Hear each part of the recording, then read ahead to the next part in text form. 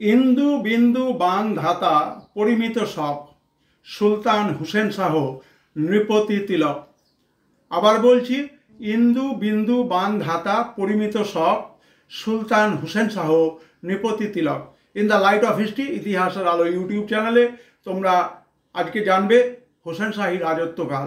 এবং সেই হোসেন শাহী রাজত্বকালে বাংলার বুকে আমরা শ্রী চৈতন্য মহাপ্রভুকে আবির্ভূত হতে দেখি।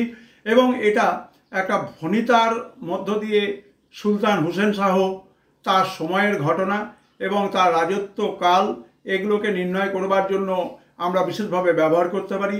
ইন্দু মানে 1, বিন্দু মানে 0, বান মানে 5, ধাতা মানে 1, শক মানে 78। এখানে সালটাকে উল্টো দিক দিয়ে লিখতে হবে।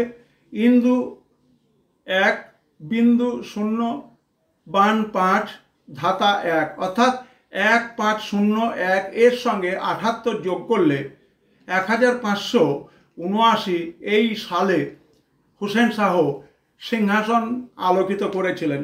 এবং আমরা দেখতে পাই চৈতন্য মহাপ্রভু তার লীলার প্রেম ধর্মের সবথেকে বড় অংশ কিন্তু হুসেন শাহের রাজত্বকালে ছিল। এবং এই সময় বাংলার সাংস্কৃতিক নবজাগরণ ঘটেছিল। কবীন্দ্র পরমেশ্বর হুসেন শাহকে কৃষ্ণের অবতার বলে উল্লেখ করেছেন। অনেকে তাকে মধ্যযুগে বাংলার ইতিহাসে বাংলার আকবর নামে চিহ্নিত করেছেন। সুতরাং তোমাদের মনে রাখতে হবে এই ভণিতার মধ্য দিয়ে হুসেন শাহের রাজত্বকাল এবং তার সময়ের যে সাংস্কৃতিক জাগরণ, বিশেষভাবে আমাদের ভক্তি ধর্মের পীঠস্থান নবদ্বীপ শ্রীচৈতন্য মহাপ্রভুর উপরে সবথেকে বড় আলোচনা কিন্তু এই হুসেন শাহী আমলের। তোমরা in the light of history, ইতিহাসের আলো ইউটিউব চ্যানেলে সর্বদা নজর রেখো। গুরুত্বপূর্ণ ভিডিও পাওয়ার জন্য সবাই ভালো থেকো।